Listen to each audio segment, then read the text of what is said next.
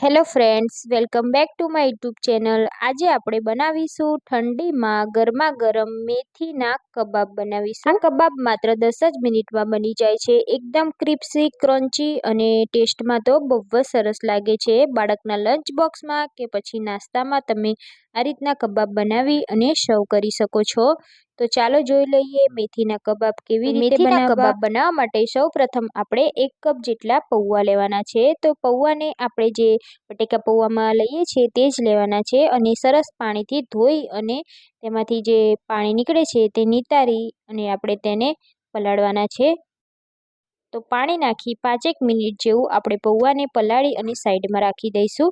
હવે આપણે કબાબ માટે ડો રેડી કરીશું। તો એના માટે મેં અહીંયા અડધા કપ જેટલા લીલા ધાણા લીધા છે અને 1 કપ જેટલી આપણે મેથી લેવાની છે। તો મેથીને આપણે કટ નથી કરવાની, આ રીતે જ હાથેથી થોડી કટ કરી લઈશું જેથી મેથી કડવી ના લાગે।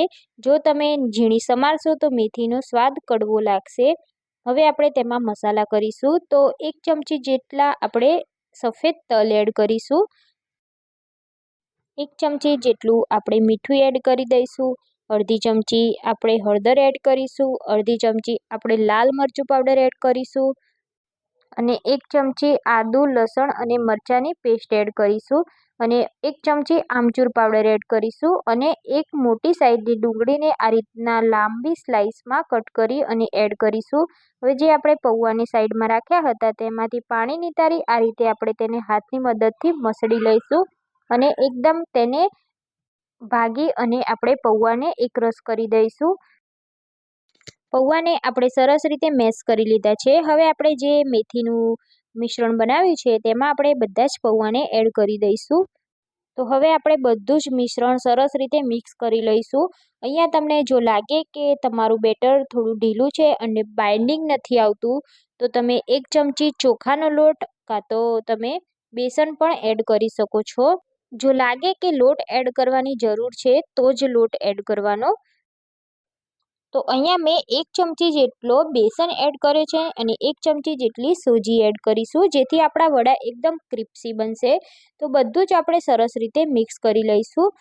જો તમારી પાસે ચોખાનો લોટ હોય તો તમે ચોખાનો લોટ પણ એડ કરી શકો છો। તો પરફેક્ટ બાઇન્ડિંગ આવી ગયું છે, તમે જોઈ શકો છો। તો વડા માટે આ રીતનું ટેક્સચર હોવું જરૂરી છે। તો હવે આમાંથી આપણે વડા બનાવવાના છે। તો આ રીતે હાથમાં એક નાની સાઈઝનું ગુલ્લું લઈ અને આપણે આ રીતે જેમ ટીકી વાળીએ છીએ તે રીતે આપણે આ કબાબ બનાવવાના છે। તો આ કબાબને આપણે બને ત્યાં સુધી પતલા વણવાના છે જેથી આપણા કબાબ તેલમાં ફ્રાય થઈ જાય અને કાચા ના રહી જાય। તો એવી જ રીતે હું બધા જ આ રીતના કબાબ બનાવી અને રેડી કરી લઈશ। હવે આપણે કબાબને તળીશું। તો એના માટે એક પેનમાં તેલ રાખી આ રીતની આપણે કબાબને રાખી દઈશું તેલમાં। તો પેનમાં જેટલા કબાબ આવે એટલા આપણે તળવા માટે રાખી દઈશું। હવે આપણે તેને આ રીતે તેલ ઉપર રાખી અને તેને તળીશું। આપણે એકદમ તેની સાઈડ ચેન્જ નથી કરવાની, નીચેથી એકદમ સરસ રીતે તળાઈ જાય પછી જ એની સાઈડ ચેન્જ કરવાની છે। જો તમે આ જ ટાઈમે સાઈડ ચેન્જ કરવા જશો તો કબાબ તૂટી જશે। તો નીચેની સાઈડ આપણા કબાબ એકદમ સરસ રીતે ફ્રાય થઈ ગયા છે। તો આપણે તેને એકદમ હલકા હાથે સાઈડ ચેન્જ કરી લઈશું। એવી જ રીતે આપણા બધા જ કબાબની સાઈડ આપણે ચેન્જ કરી લઈશું। તો તમે જોઈ શકો છો અહીંયા નીચેથી એકદમ ક્રિસ્પી થઈ ગયા છે। એવી જ રીતે આપણે બીજી સાઈડ પણ 5 મિનિટ જેવું કબાબને તળવા રાખી દઈશું અને બંને સાઈડ ગોલ્ડન બ્રાઉન થાય અને એકદમ ક્રિસ્પી થાય પછી આપણે કબાબને બહાર કાઢી લેવાના છે। તો અહીંયા આપણું એકદમ સરસ રીતે કબાબ તળાઈ ગયા છે। તો એને આપણે કિચન પેપર ઉપર કાઢી લઈશું જેથી બધું જ તેલ આપણું નીકળી જાય। તો એવી જ રીતે આપણે બાકી વધેલા કબાબને પણ તળી અને રેડી કરી લઈશું।